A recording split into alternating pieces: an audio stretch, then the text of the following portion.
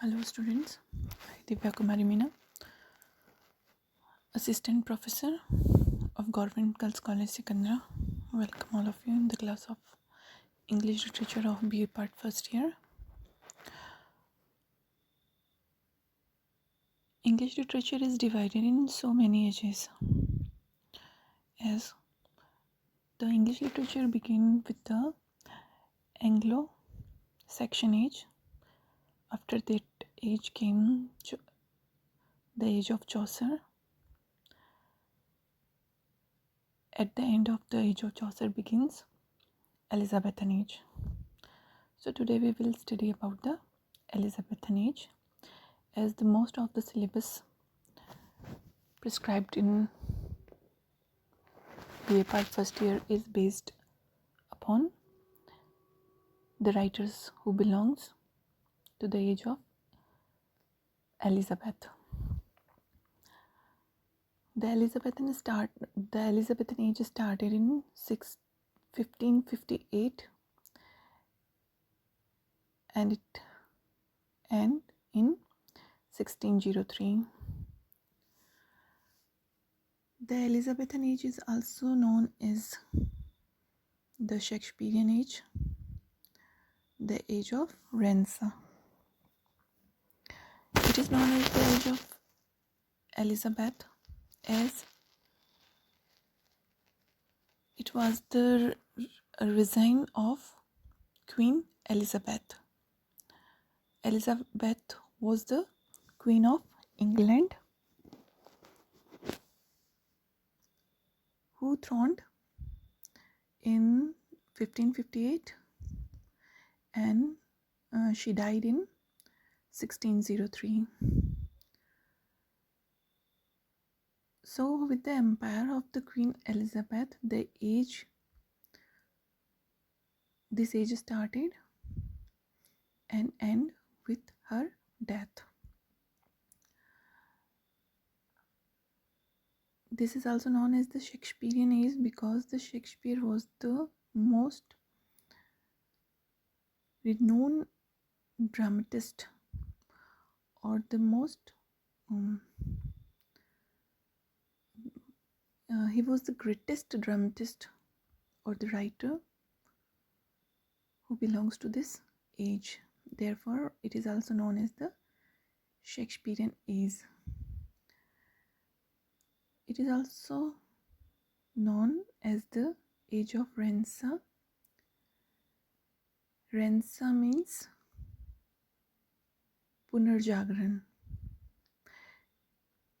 It is also known as the age of Renaissance because it was the rebirth and revival of the ancient Greek and Roman art and literature. The writers who belong to the Elizabethan age copied the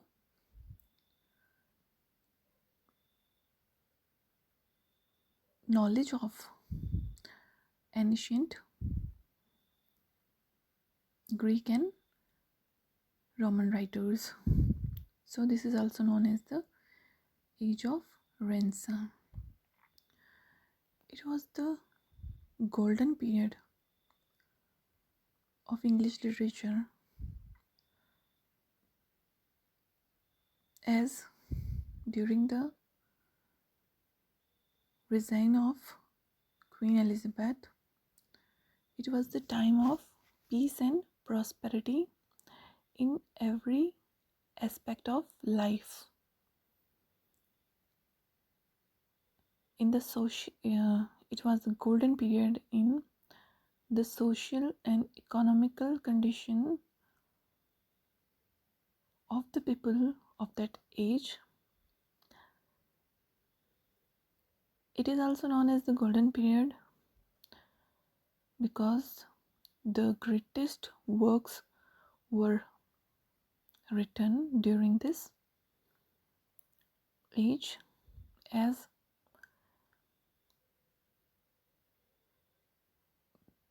the most learned writers belong to this age. It was also time of the discoveries of new lands Therefore, the knowledge also spread among the people. So, the major writers of the Elizabethan age were there were many greatest poets, dramatists, prose writers.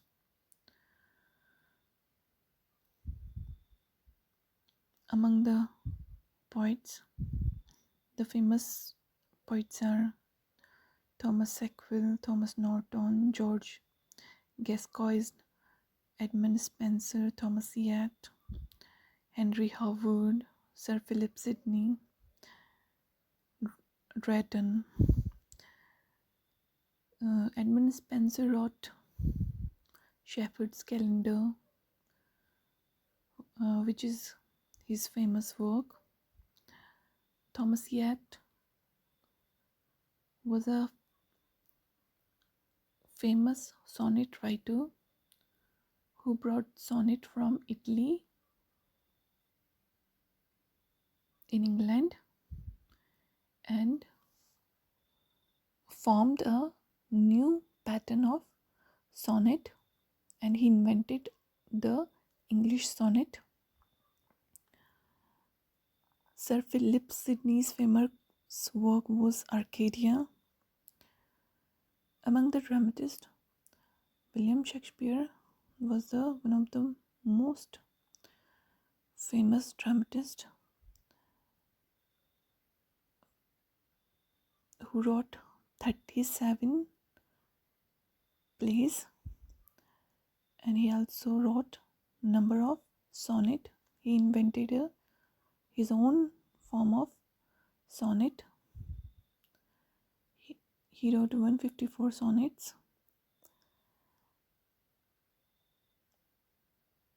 He wrote every type of dramas like comedy, tragedy, comedy.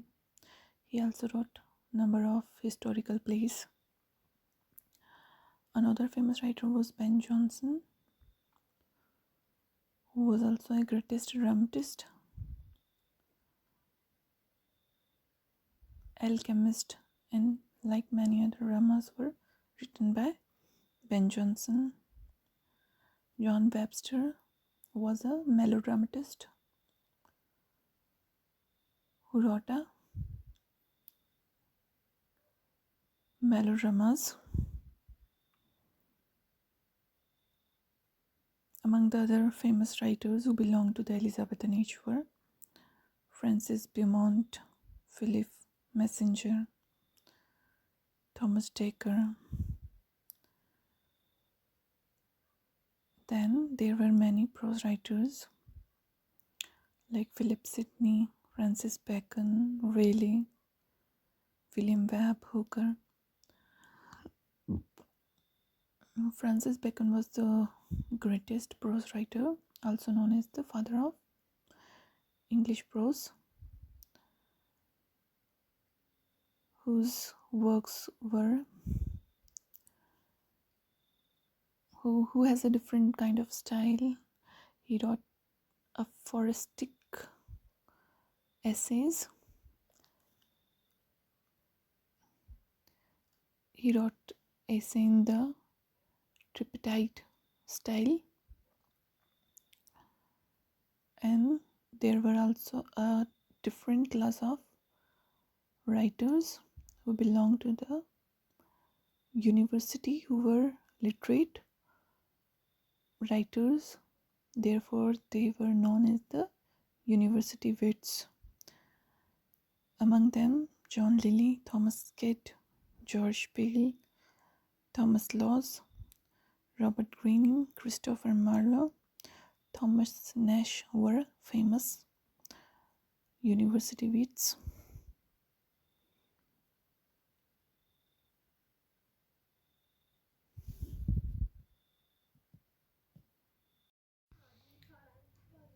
Every Fair from fair sometimes declines by chance or nature changing course untrimmed. Everything which is either fair or not, it destroys or fades after a particular period of time, either by chance, either by any reason, or nature changing course untrimmed, or the nature automatically destroys the things.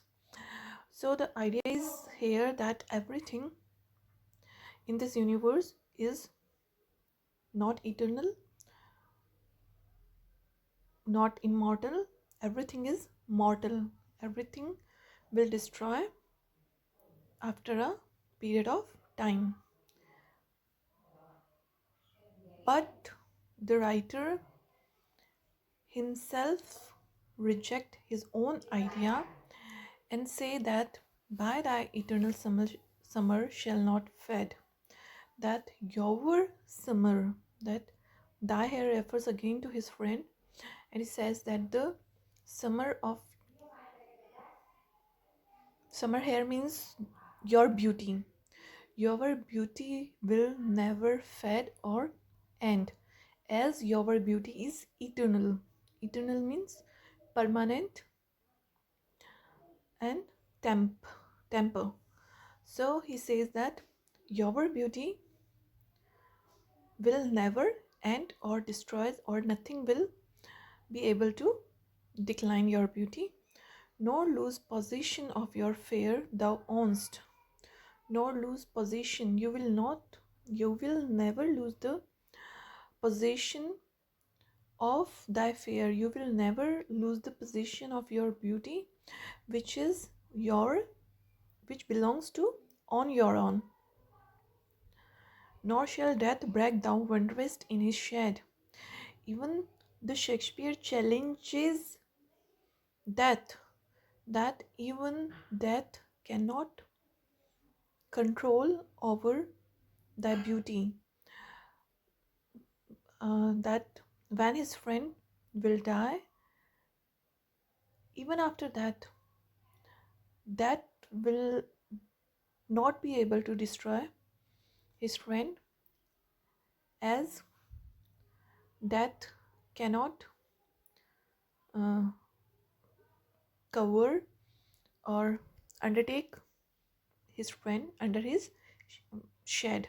So he said, nor shall death break thou wonderest in his shed. Death cannot control thou wonderest, thou beauty under his shed. When in eternal lines to time thou growest.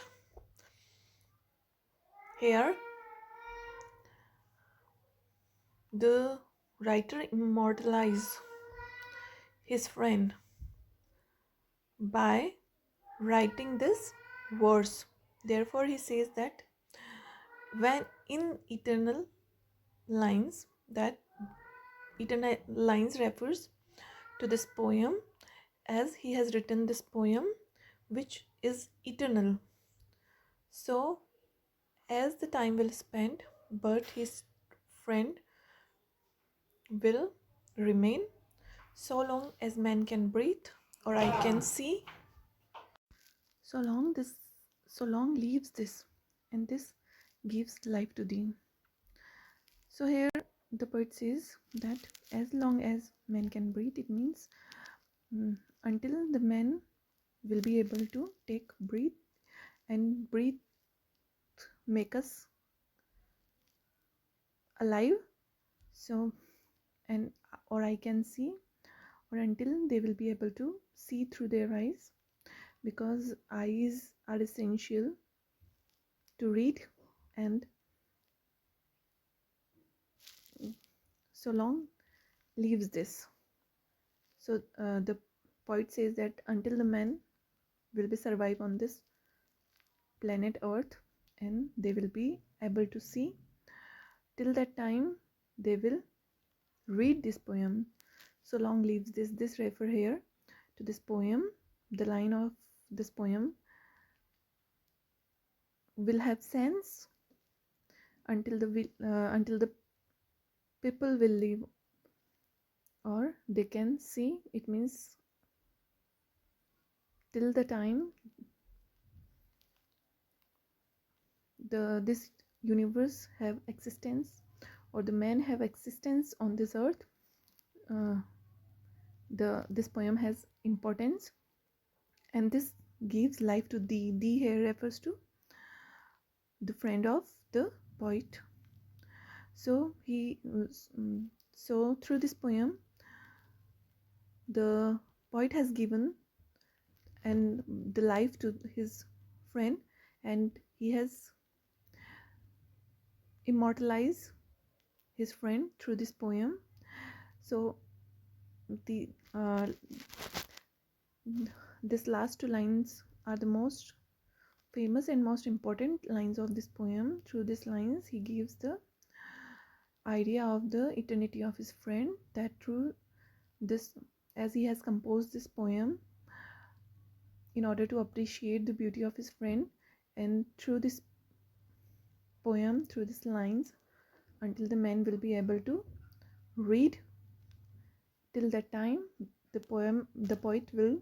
poet's friend will survive through this poem. So he has immortalized his friend.